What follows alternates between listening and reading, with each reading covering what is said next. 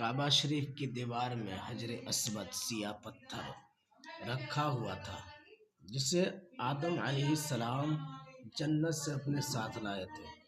خانہ کعبہ کی تعمیر کے وقت اس بات پر تکرار ہوئی کہ اس پتھر کو کون اٹھا کر اس جگہ پر رکھے۔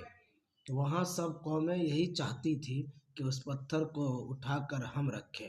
آخرکار بہت سے جھگڑے ہوئے کے بعد یہ بات قرار پائی کہ جو شخص سب سے پہلے سویرے ہی خانہ کعبہ میں آئے وہ جس طرح چاہے کرے۔ خدا کی قدرت، جو شخص سب سے پہلے وہاں آیا وہ حضور سرور کائنات صلی اللہ تعالیٰ علیہ وسلم تھے۔ لوگوں نے انہیں دیکھ کر بڑی خوشی ظاہر کی اور کہا کہ یہ امین ہے۔ امین کے مطلب سچا ہے اور ہم ان کے حکم پر راضی ہیں۔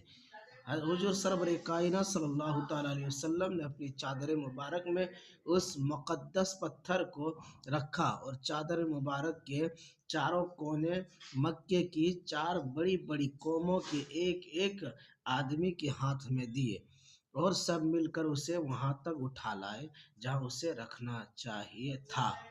پھر حضرت نے اس پاک پتھر کو اپنی چادر مبارک سے نکال کر اس جگہ پر رکھ دیا، گویا اس وقت آپ نے اپنے اس پاک دین کی بنیاد رکھی جو خدا تعالیٰ کی طرف سے آپ کے پاس آنے والا تھا۔ بچپن ہی سے حضرت کی طبیعت غور و فکر کی طرف مائل تھی اور آپ اکیلا بیٹھ کر خدا کا دھیان کرنا بہت پسند تھا۔ رفتہ رفتہ آپ کا یہ معمول ہو گیا کہ کچھ دنوں کا کھانا لے کر مکے سے باہر چلے جاتے اور شہر سے تھوڑی دور ہی ایک پہاڑ ہے جسے کوہ حرا کہتے ہیں۔